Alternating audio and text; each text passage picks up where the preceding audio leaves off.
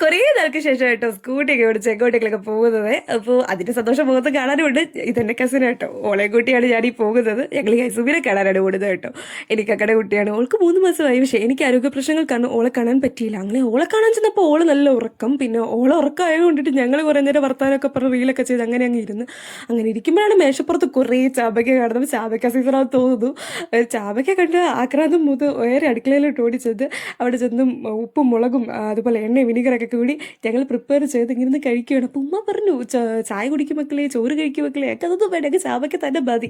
അങ്ങനെ ചാമ്പയ്ക്ക കഴിച്ചതിൻ്റെ ആ ഒരു ഹാപ്പിനെസ് ആയിട്ട് പീക്കത്തൊക്കെ വേണം പറയാം. അത്രയും സാറ്റിസ്ഫാക്ഷൻ ലെവലായിട്ടോ കിട്ടുന്നത് അത് കഴിക്കുമ്പോഴേ. അത് കഴിച്ച് വന്നപ്പോൾ കുട്ടി അങ്ങ് ഇരുന്നിട്ട് പിന്നെ കുട്ടിയെ കളിപ്പിച്ച് കുറേ നേരം ഇരുന്നു. അങ്ങനെ അടുത്ത കസിൻ്റെ വീട്ടിൽ ചെന്നപ്പോൾ അവിടെ ചെന്നപ്പോൾ ആറ്റുമീനും മോരുകറിയും അതുപോലെ മാങ്ങ അച്ചാറും ഇതെല്ലാം കണ്ടു കഴിഞ്ഞപ്പോൾ പിന്നെ ഉള്ള വിശപ്പ് പിന്നെ ഉണർന്നു. അങ്ങനെ അതെല്ലാം ഞങ്ങൾ കഴിച്ചു. പിന്നെ അവൾക്ക് വാരി കൊടുത്താൽ മതി എന്ന് പറഞ്ഞു, അവൾക്ക് വാരി കൊടുത്തു. അപ്പോൾ അത്രേ ഉള്ളൂ ഗൈസ്, ഇന്നത്തെ പരിപാടി അത് കഴിഞ്ഞു.